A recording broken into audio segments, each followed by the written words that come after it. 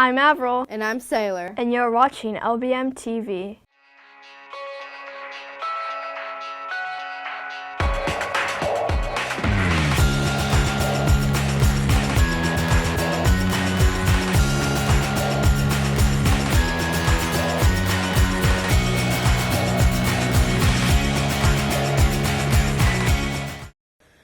Quarter 3 exams are coming up quick. On Tuesday, March 12th, we will be having our social studies exams, and on Wednesday, March 13th, we will be having elective and 7th grade science exams. Study hard and do your best. LBMS Science Fair Club, sponsored by Ms. Joyner, traveled to the University of Southern Mississippi's Gulf Coast campus on Thursday, February 29th. Ishan Killeru, Lola Elliott, Micaiah Loback, Emily Ayo, Brett Newman, and Stella O'Keefe are all students who represented LBMS. These students began their research late fall and worked hard, establishing facts through testing and experiment.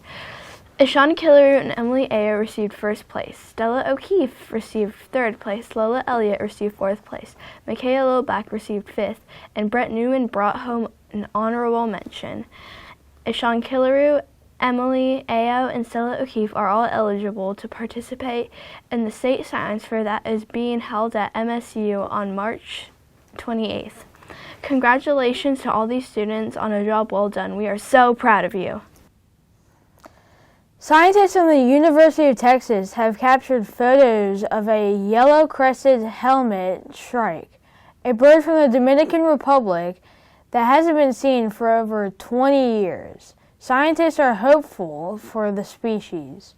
Now, like Outcast once said, you can plan a pretty picnic, but you can't predict the weather. At the beginning of the week, we're going to start out with some partly sunny weather, so keep your eye out for the sunshine. Then later in the week, we will have some scattered showers and thunderstorms.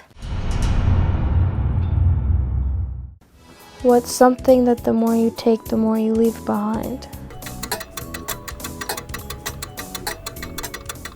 Footsteps. Welcome back to Random Facts of the Week. This week, the theme is going to be video games used for education. Number 1, a middle school teacher named Mr. Mahathi is using Assassin's Creed Odyssey to teach children about Greek history. Assassin's Creed Odyssey and Assassin's Creed Origins both include a unique game mode that allows the player to tour the painstakingly recreated, historically accurate virtual worlds of the Greek Isles and the sprawling empire of early Egypt without the combat that is part of the standard gameplay. Mr. Mahathi uses this game mode to give his students a virtual tour of important landmarks and locations as he teaches the students about their history. This is just one way teachers are using the interactive technology of video games to craft more engaging lessons for the students. Number 2. Our own Miss Rue is using Just Dance as a way to bring the experience of learning choreography and theater to her Drama 1 students. Instead of just talking about what choreographers do, she wants students to experience learning and expressing themselves through dance. She's found that using a video game takes some of the pressure off of students who aren't as familiar with dancing. Number 3.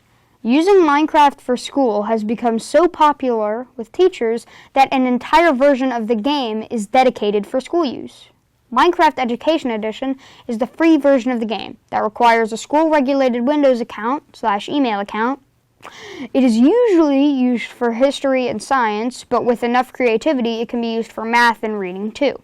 Now, all we need to do is convince our teachers and the district to let us use it. That's it for this week. See you next time on Random Facts of the Week.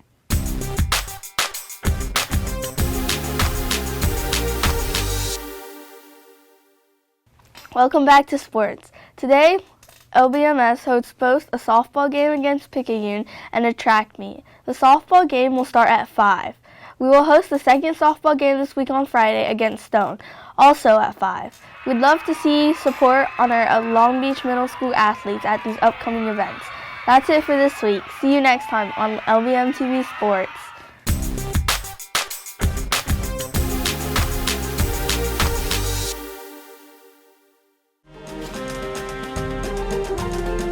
Welcome back to This Week in History. Today marks 230 years since Eli Whitney patented the cotton gin, making the cotton-making process less labor-intensive. The cotton gin is a device used to pick the seeds out of cotton. After 1800, the yield of raw cotton doubled, and around 75% of the world's cotton was produced in the United States. Demand for cotton was also fueled by other inventions, including the machines to spin and weave the cotton and the steamboats to transport it. Even though the cotton gin did make the cotton picking process less labor intensive, the market for forced labor actually grew as cotton farming became so profitable for the plantation owners.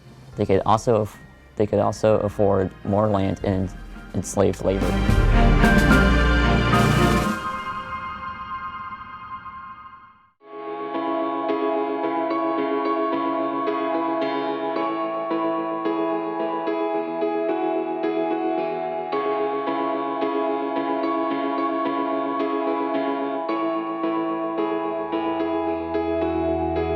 It's everyone's favorite time of the school year. Quarter 4 starts on Thursday, March 24th. Your report cards will come out soon, and the state test will be coming up sometime in April. Before you know it, school will be over. Make the most of the time you have left. Get involved, stay curious, and push yourself into your learning zone. That's all for this week. See you next time on Lbmtv.